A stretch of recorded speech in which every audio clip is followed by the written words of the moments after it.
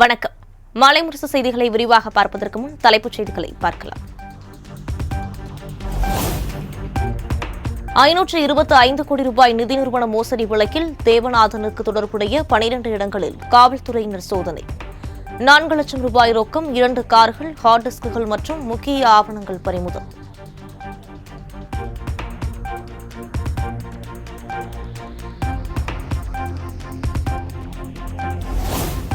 தேவநாதனுக்கு சொந்தமான தொலைக்காட்சி அலுவலகத்திற்கு சீல். நிதி நிறுவன மோசடி வழக்கில் காவல்துறையினர் நடவடிக்கை.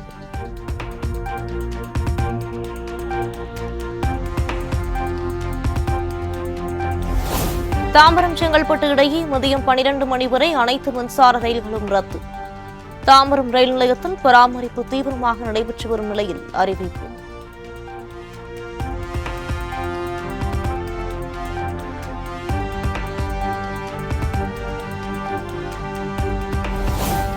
மறைந்த முன்னாள் முதலமைச்சர் கருணாநிதி நூற்றாண்டு நினைவு நாணயம் இன்று வெளியீடு. சென்னையில் நடைபெறும் நிகழ்ச்சியில் மத்திய பாதுகாப்புத்துறை அமைச்சர் ராஜ்நாத் சிங் வெளியிடுகிறார்.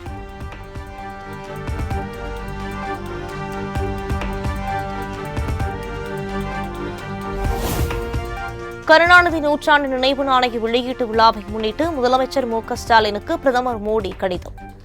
2047 இந்தியா வளர்ச்சியடைந்த நாடாக உருவாக கருணாநிதியின் தொலைநோக்கு பார்வை உதவும் என புகழார்.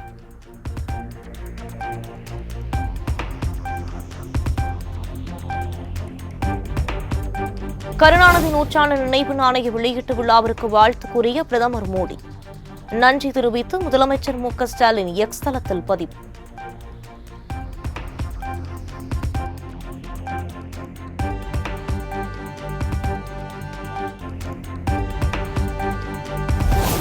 பத்தாயிரம் பயனாளிகளுக்கு செயற்கை சிறுநீரக சுத்திகரிப்பு மருத்துவ உபகரணங்களை வழங்கினார் அமைச்சர் மா. சுப்பிரமணியன்.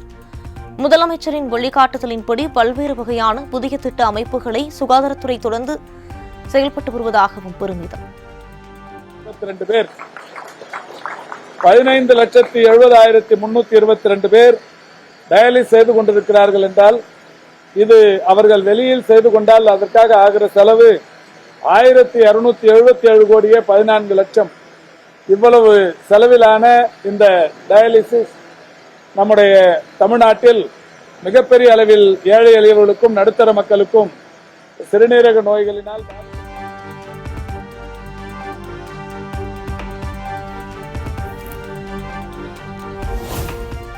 இந்தியா முழுவதும் உள்ள 30க்கும் மேற்பட்ட வணிக வளாகங்களுக்கு வெடிகுண்டு மிரட்டல். ஒரே மின்னஞ்சல் முகவரி மூலம் மிரட்டல் விடுத்த நபர் குறித்து காவல்துறையினர் விசாரணை.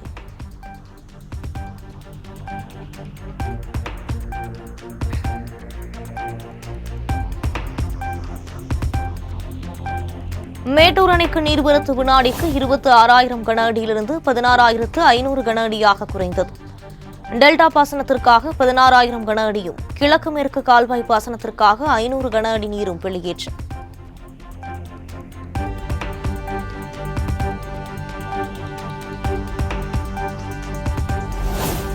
ஒகேனக்கல் காவிரி ஆற்றில் நீர்வரத்து 28,000 கன அடியிலிருந்து 17,000 கன அடியாக குறைந்தது. ஆற்றில் பரிசல் இயக்கவும் குளிப்பதற்கும் தடை விதித்து மாவட்ட ஆட்சியர் உத்தரவு.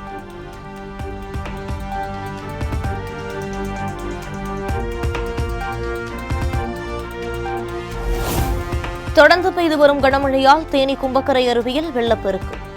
7வது நாளாக பயணிகள் குளிக்க தடை விதித்து வனத்துறையினர் உத்தரவு.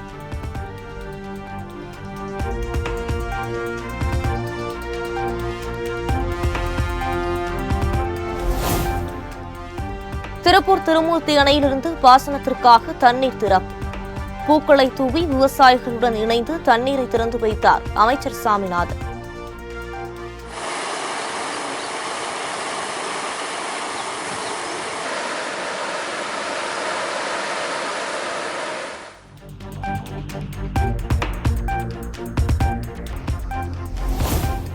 திருச்சி அருகே காய்கறி ஏற்றி வந்த லாரியிலிருந்து 50 லட்சம் ரூபாய் பணத்தை திருடிய 5 பேர் கைது.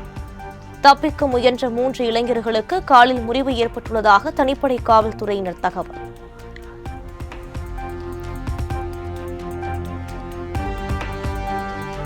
ராமநாதபுரம் பரமக்குடியில் இருசக்கர வாகனத்திலிருந்து 80,000 ரூபாய் பணத்தை கொள்ளையடித்துச் சென்ற இளைஞர். சிசிடிவி காட்சிகளை கொண்டு காவல்துறையினர் தீவிர விசாரணை.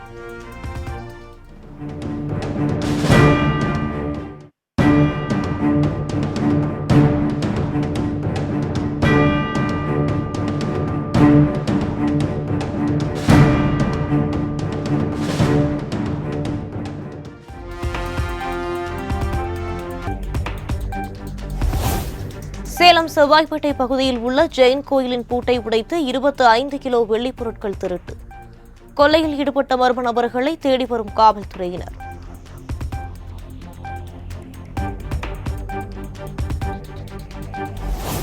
சென்னை வேளச்சேரியில் 2வது வாரமாக களை கட்டிய ஹாப்பி ஸ்ட்ரீட் கொண்டாட்டம். திரைப்பட பாடல்களுக்கு சிறியவர்கள் முதல் பெரியவர்கள் வரை உற்சாக நடனம். சாரல் மழை தொடர்ந்து பெய்து வருவதால் குற்றால அருவிகளில் சீராக ஆர்ப்பரித்து கொட்டும் தண்ணீர். நீண்ட வரிசையில் காத்திருந்து உற்சாகமாக குளித்து மகிழும் சுற்றுலா பயணிகள்.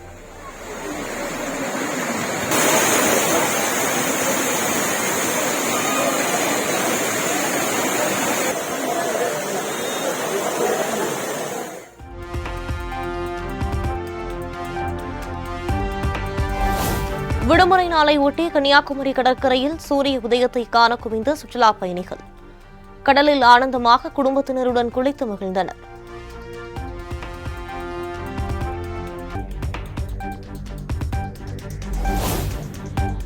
ஆவணி மாதம் முதல் ஞாயிற்றுக்கிழமையை ஒட்டி கன்னியாகுமரி நாகராஜர் கோயிலில் குவிந்த பக்தர்கள். நீண்ட வரிசையில் காத்திருந்து ஏராளமானோர் சுவாமி தரிசனம்.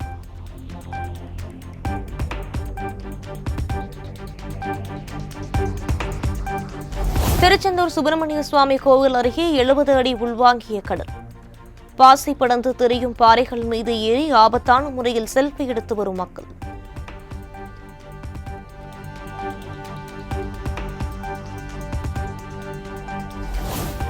பெண்களின் பாதுகாப்பை வலியுறுத்தி சென்னை குரோம்பேட்டை ரேலா மருத்துவமனை சார்பில் நடைபெற்ற சைக்கிளத்தான். ஏராளமான மருத்துவர்கள் ஆர்வமுடன் பங்கேற்பு. வேடச்சந்தூர் அருகே சாலையோரம் நின்று கொண்டிருந்த லாரியிலிருந்து பேட்டரிகளை திருடிய மர்ம நபர்கள். சிசிடிவி காட்சிகளை கொண்டு காவல்துறையினர் தீவிர விசாரணை.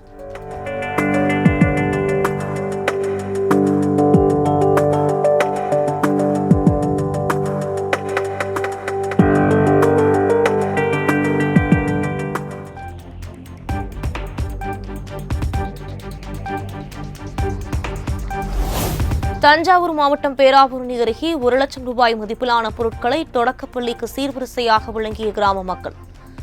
பீரோ, பிரிண்டர், தலைவர்கள் படம் உள்ளிட்ட பல்வேறு பொருட்களை ஊர்வலமாக எடுத்து சென்று வழங்கினர். சுகாதார பணியாளர்கள் மீதான வன்முறையை தடுக்க நாடு தழுவிய சட்டம் இயற்ற வேண்டும். பிரதமர் மோடிக்கு இந்திய மருத்துவ சங்கம் கடிதம்.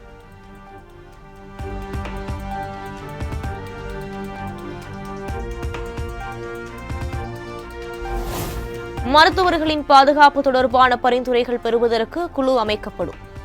நாடு முழுவதும் மருத்துவர்கள் போராட்டம் நடத்திய நிலையில் மத்திய அரசு அறிவிப்பு.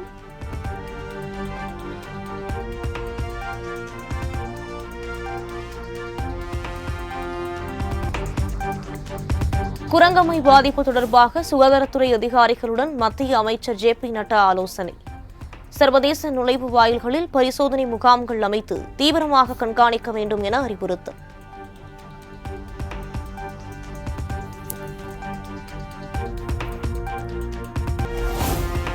ஹரியானாவில் ஜனநாயக ஜனதா கட்சியிலிருந்து 4 எம்எல்ஏக்கள் விலகல். சட்டமன்ற தேர்தல் நெருங்கும் நிலையில் எம்எல்ஏக்கள் விலகியதால் அரசியல் வட்டாரத்தில் பரபரப்பு.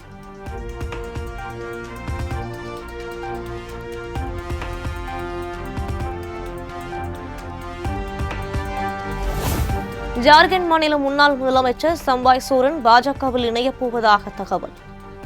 வதந்திகளை சிலர் பரப்புவதாகவும் தான் ஹேமந்த் சோரன் கட்சியில் மட்டுமே இருக்கிறேன் என மழுப்பல் பதில்.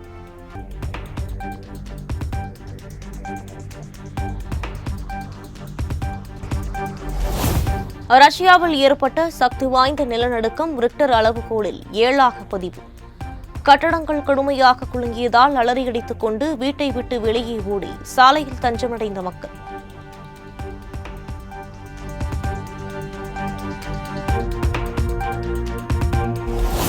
இந்தியாவில் இனி பகலிரவு டெஸ்ட் போட்டிகள் நடைபெறாது. இந்திய கிரிக்கெட் கட்டுப்பாட்டு வாரிய செயலாளர் ஜெய்ஷா அதிரடி அறிவிப்பு.